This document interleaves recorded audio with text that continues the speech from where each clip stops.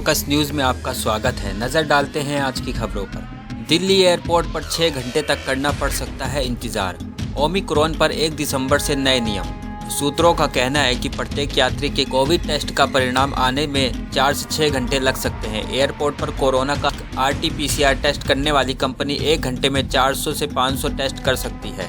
Corona के Omicron variant को लेकर उपजे खतरे के बाद सरकार ने अंतर्राष्ट्रीय यात्रियों के लिए भारत आने से जुड़े नियमों में बदलाव किए हैं। इसको लेकर संशोधित गाइडलाइन 1 दिसंबर से प्रभावी हो जाएगी। सूत्रों का कहना है कि नए नियमों के लागू होने के बाद दिल्ली एयरपोर्ट पर यात्रियों को 6 घंटे तक इंतजार करना पड़ सकता है।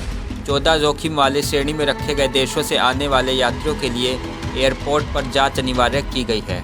इन देशों में ओमिक्रॉन वेरिएंट के मामले पाए गए हैं। पराग अग्रवाल के ट्विटर के नए CEO बनने पर एलन मस्क ने भारतीय टैलेंट को लेकर किया कमेंट।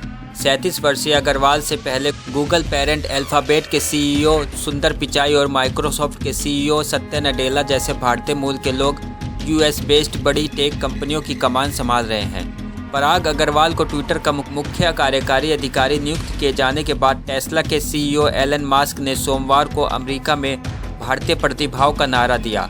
एलन मस्क ने ट्वीट कर लिखा, भारतीय प्रतिभा से अमेरिका को बहुत लाभ हुआ है।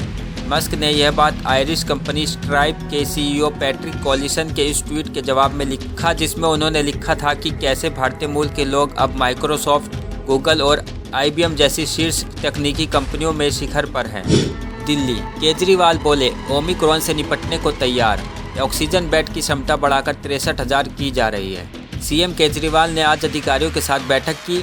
उन्होंने कहा कि हमने 30,000 ऑक्सीजन बेड तैयार कर लिए हैं। इनमें से लगभग 10,000 ICU बेड हैं। कोरोना वायरस के नए वेरिएंट ओमिक्रॉन को लेकर बढ़ती आशंकाओं के बीच दिल्ली के मुख्यमंत्री अरविंद केजरीवाल ने कहा कि उम्मीद है कि कोरोना का यह वेरिएंट दिल्ली में न आए। उन्होंने कहा कि लेकिन हम इससे निपटने के लिए पूरी तैयारी कर रहे हैं। राष्ट्रीय राजधानी में ऑक्सीजन बेड की क्षमता बढ़ाकर लगभग 63,000 बेड तक की जा रही है। दूसरी लहर के दौरान हमारे पास ऑक्सीजन के भंडारण की क्षमता नहीं थी, लेकिन अब हमारे पास 442 मीट्रिक टन क्षमता है। कश्मीर के प्रयागराज में पुष्कर मेला, ठिठुरन भरी ठंड में पहुंचे लोगों ने किया स्नान। 12 साल बाद हुआ आयोजन। कश्मीर के गांदरबल में 12 साल बाद पुष्कर मेले का आयोजन हुआ। ठिठुरन भरी ठंड में देश के कई हिस्सों से कश्मीरी पंडित समुदाय के लोग यहां पहुंचे और स्नान किया। गांदरबल के शादीपोरा में वित्सता और नाला सिंध का संगम है। इस स्थान को कश्मीर का प्रयागराज कहा जाता है। यहाँ एक प्राचीन मंदिर भी है। स्नान करने के बाद लोगों ने मंदिर में पूजन किया। मेले में भाग लेने वाले अधिकतर लोग कश्मीरी पंडित समुदाय के हैं, जो कि वर्तमान में दक्षिण भारत में बसे हुए हैं। 12 साल बाद हुए मेले के आयोजन में पहुंचे लोगों का उत्साह देखते ही बन रहा था। राकेश टिकैत बोले, किसानों की घर वापसी की फैलाई जा रही है अफवाह। मांगे पूरी होने तक यहाँ से कोई नहीं हिलेगा। राकेश टिकैत ने कहा कि जब तक MSP पर कानून नहीं बन जाते और किसान पर दर्ज मुकदमे वापस नहीं लिए जाते, तब तक कोई भी किसान यहां से नहीं हिलेगा।